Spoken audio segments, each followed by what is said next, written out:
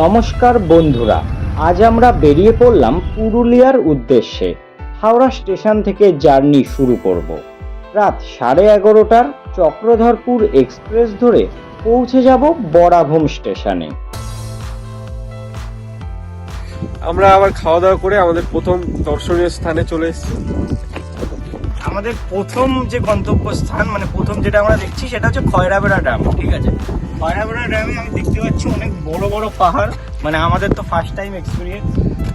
যথেষ্ট বড় পাহাড়গুলো, আর মানে প্রচন্ড পরিমাণে কুয়াশা আছে যেটা দেখা যাচ্ছে, এর জন্য ভালোভাবে পাহাড়টা ভিজিবল হচ্ছে না। আর প্রচন্ড ঠান্ডা হাওয়া দিচ্ছে, মানে ভীষণ ঠান্ডা লাগছে।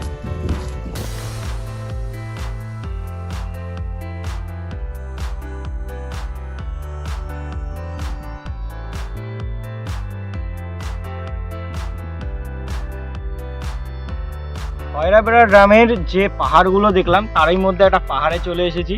দেখা যাচ্ছে চারদিক পুরো জঙ্গল, এদিকে সমস্ত পাথরগুলো রয়েছে। সব ট্রেক করার জন্য এক একজন এদিক থেকে আমরা উঠে যাই। ঠিক আছে, এই জায়গাগুলো আছে এখানে একটা, ওদিকেই দেখলাম অনেকটা জঙ্গল আছে, পুরো মানে পাহাড় এই টোটাল জঙ্গল। যদি উপরে ওঠা যায়, যদি ঠিকঠাকভাবে গাইড না থাকে, অনেক সময় হারিয়ে যাওয়ার একটা চান্স থাকে। যদিও আমরা খুব বেশি দূর উঠবো না, সামনেটুকুই আমরা ঘুরবো।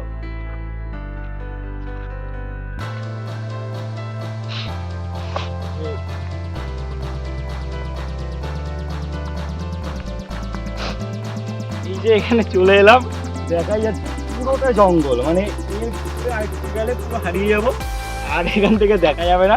এই দিকগুলো ভালো করে দেখা, এই পাহাড়টা পুরোটা জঙ্গল। তো যেই উঠবে যেই আসবে অন্তত একটা গাইড নিয়ে যাওয়া আসে, এর পরে গেলেই কিন্তু গাইড যদি না থাকে হারিয়ে যাওয়ার একটা চান্স থাকে।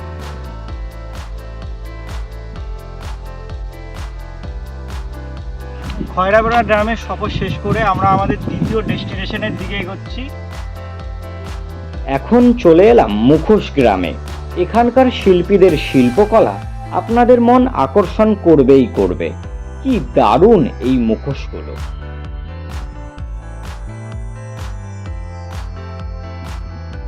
তো আমরা আবার রেডি হয়ে নিয়েছি তিন বন্ধু আজকের দিনটা শুরু করার জন্য। চলুন। হ্যালো বন্ধুরা, তো প্রথম দিনে আমরা খয়রাবেড়া ড্যাম আর মুখোশপাড়া বা মুখোশ গ্রামে ঘুরলাম।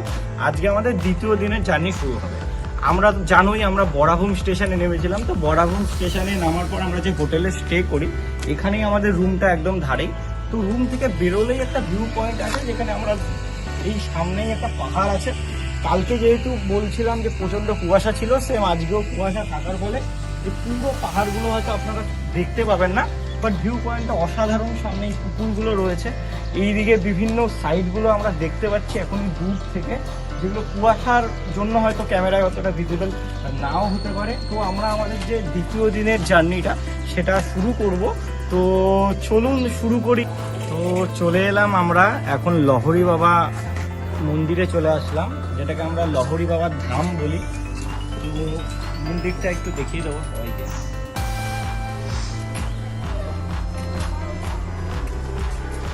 খুবই শান্ত একটা জায়গা।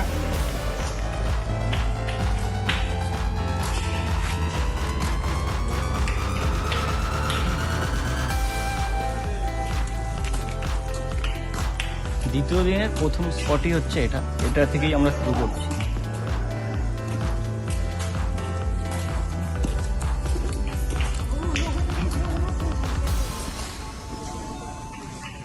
এখানে যেটা প্রচন্ড পরিমাণে দেখতে পাচ্ছি সেটা হচ্ছে পায়রা। প্রচুর পরিমাণে পায়রা এদিক ওদিক আছে, আর মানত যারা করে তাদের জন্য স্পেশাল গাছ আছে।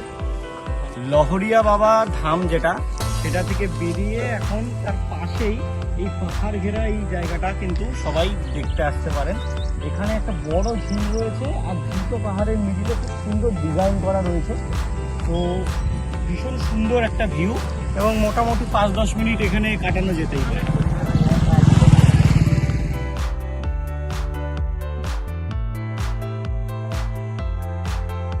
এটা হলো অযোধ্যা পাহাড় সংলগ্ন লোয়ার ড্যাম। লোয়ার ড্যামের অপরূপ সৌন্দর্য আপনাকে ভাবিয়ে তুলবেই। কি দারুণ এই স্থানটি, দেখে যেন চোখ জুড়িয়ে যায়।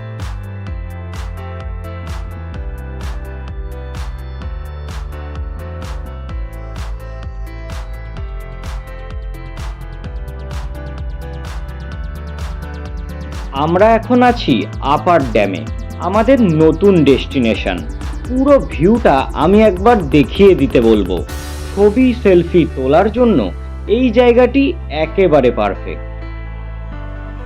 এরপর সীতাকুণ্ডে আমরা পৌঁছে যাই। শোনা যায় ভগবান শ্রীরাম তার তীর দিয়ে এখানের কুণ্ড থেকে জল বের করেছিলেন।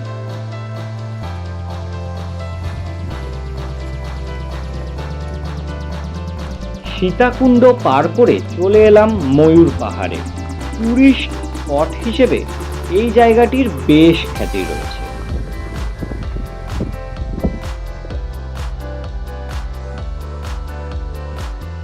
এখন আছি মার্ভেল লেকে, আর সামনে আগে লেকটা দেখিয়ে দিই।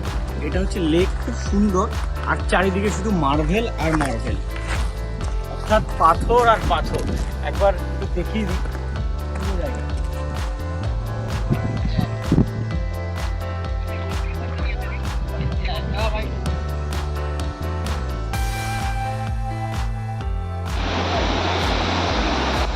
বামনি ফলস পুরুলিয়ার অন্যতম সেরা জনপ্রিয় স্থানগুলির মধ্যে একটি। অসংখ্য পাথরের ধাপ পার করে তবে ফলসের সামনে যাওয়া যায়। খুব মেহনতি মানুষ না হলে ফলসের নিচে যাওয়া ভীষণ চ্যালেঞ্জিং। আমাদের তো ভীষণ কষ্ট হয়েছিল।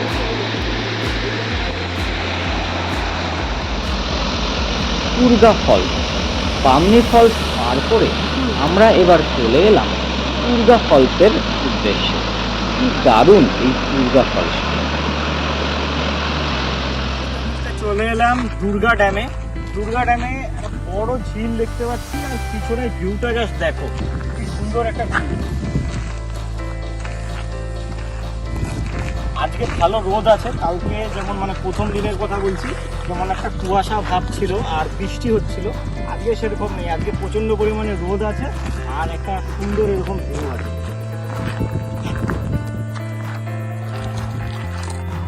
আজকে আমাদের তৃতীয় দিন, অর্থাৎ শেষ দিন। তো এখন আমরা বেরোবো। আমাদের বেশ কিছু গন্তব্য স্থান আছে যেগুলো এখনো দেখা বাকি আছে।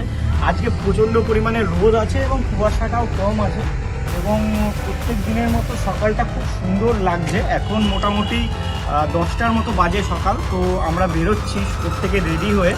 আমরা হোটেলটাও ছেড়ে দেবো। আজকে সারাদিন ঘুরে রাতে আমাদের ট্রেন আছে 8টা 15-তে। তো সেই ট্রেনটা ধরে আমরা বড়াভূম থেকে আবার হাওড়ায় চলে যাবো। তৃতীয় দিনের শুরুতেই আমরা রাস্তায় রওনা দিয়েছিলাম যাওয়ার পথে। এখানে গুড় বানানো হচ্ছে, খেজুরের গুড়, যেটা জাল দেওয়া হচ্ছে। দেখতে পাচ্ছেন পুরো প্রসেসটা। আর এটা এখন নয়, ঠিক সকাল 5টা থেকে শুরু হয়েছে, এবং এটা ততক্ষণ গরম হবে অলমোস্ট বলছে যে 11টা পর্যন্ত। এখন আছি মাঠা পাহাড়ে, আর আমরা ট্রেক করে উপরে উঠছি, পাহাড়ের একদম উপরে। তো আস্তে আস্তে একদম সবাই ঘেমে গেছি, ক্লান্ত, আর সোয়েটার পরেছিলাম তো সেটাও খুলে দিতে হলো। পিছনটা দেখিয়ে দেবো, অনেকটা ঢাল আছে, এখনো উপর যেতে বেশ কিছুক্ষণ দেরি আছে। আমরা একটু রেস্ট নিয়ে নিচ্ছি, তারপর আমরা উপরে উঠবো।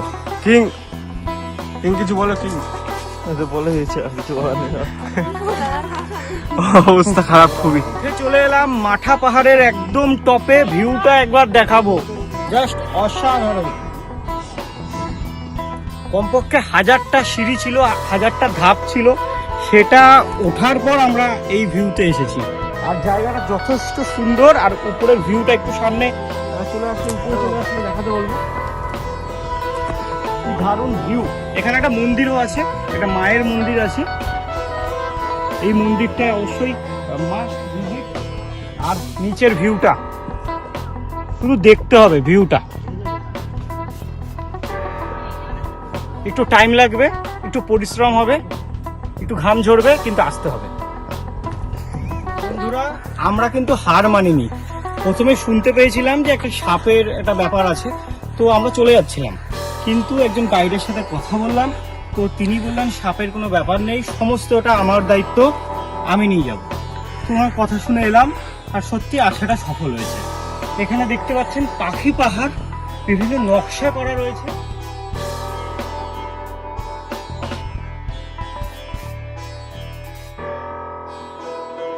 আছি পাখি ড্যামে, আর পাখি ড্যামের বিশেষ যেটা আমার মনে হলো সেটা হচ্ছে ভিউটা।